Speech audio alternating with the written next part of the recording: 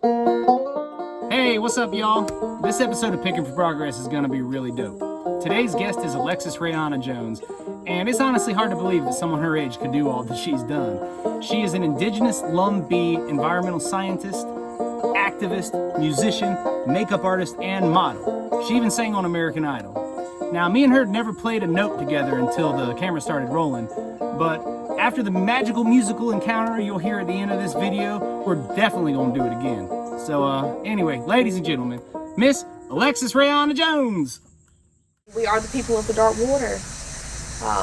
We are an amalgamation of different tribes that settled in Robeson County.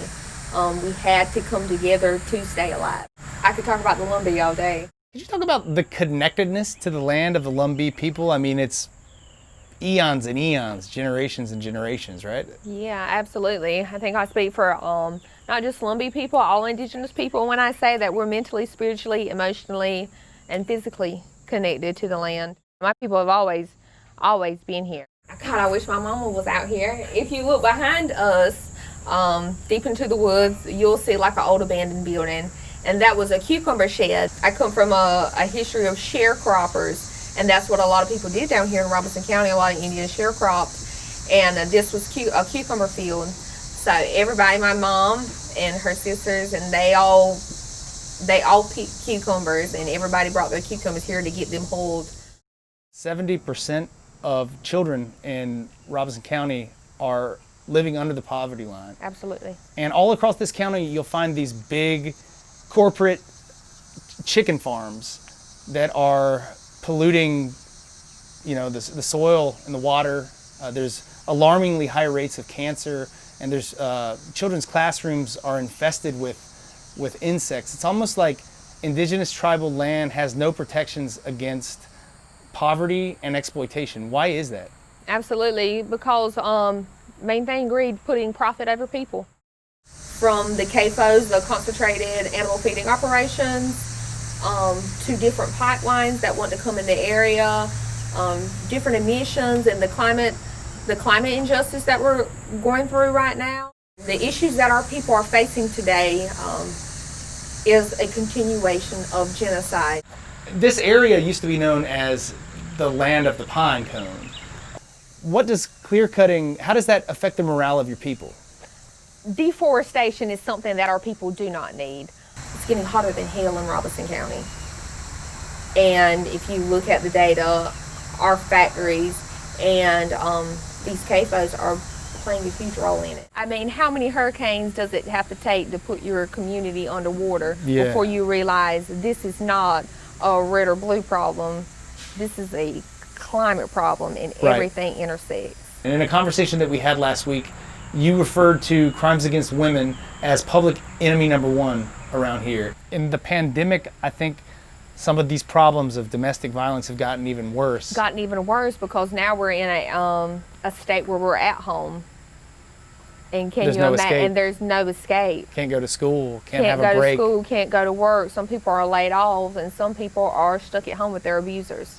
I was just curious, what is the correlation between environmental injustice and these sort of crimes? When you have these man camps to come in, and whether that's working on a pipeline or whether that's working on some type of infrastructure that is going through tribal lands, you'll see a spike in violence, this surge of missing or murdered indigenous women. What's on the line in Robeson County in these elections this fall? There's a lot on the line when it comes to this election, November 3rd. The schools here in Robeson County, the public schools in Robeson County, we're underfunded. Yeah. Also, we're upcoming on hurricane season. Environmentally, there's a lot at stake. As an indigenous person, do you know what my people face to even have the right to vote? I speak for Black people when I say, do you know what your people face? For you to have, the wars and the fights that our people fought so we could have the right to vote. I mean, you stand at home, does nothing. If anything, it pulls you back and slaps your ancestors in the face. Get out and vote.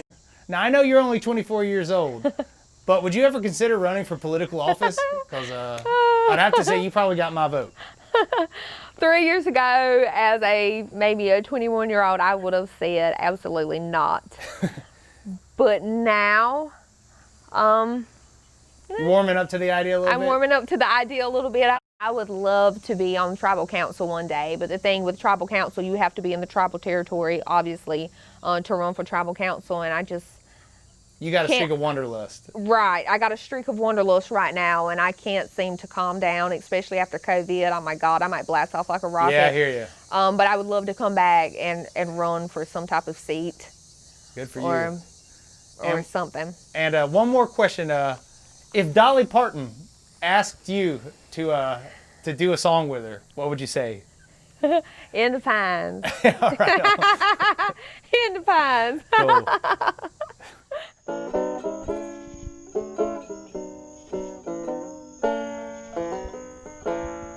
True love, don't lie to me. Tell me when did you sleep last night? In the pines where the sun never shines, I shiver the whole night through. True love, where did you go? I went where the cold wind blows. In the pines where the sun never shines, I shiver the whole night through.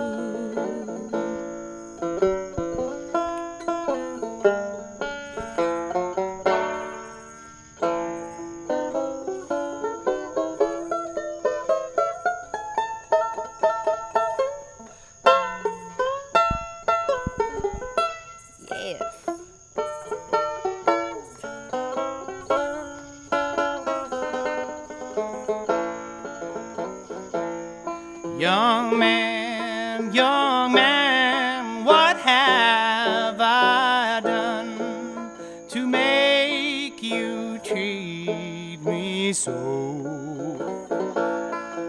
You've caused me to grieve and you've caused me to moan. Yes, you caused me to leave my home.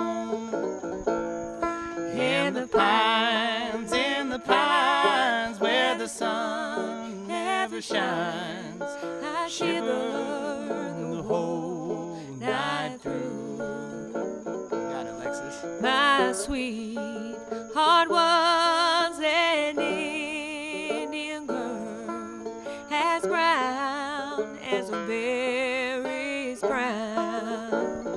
She ran from the rest for 40 years.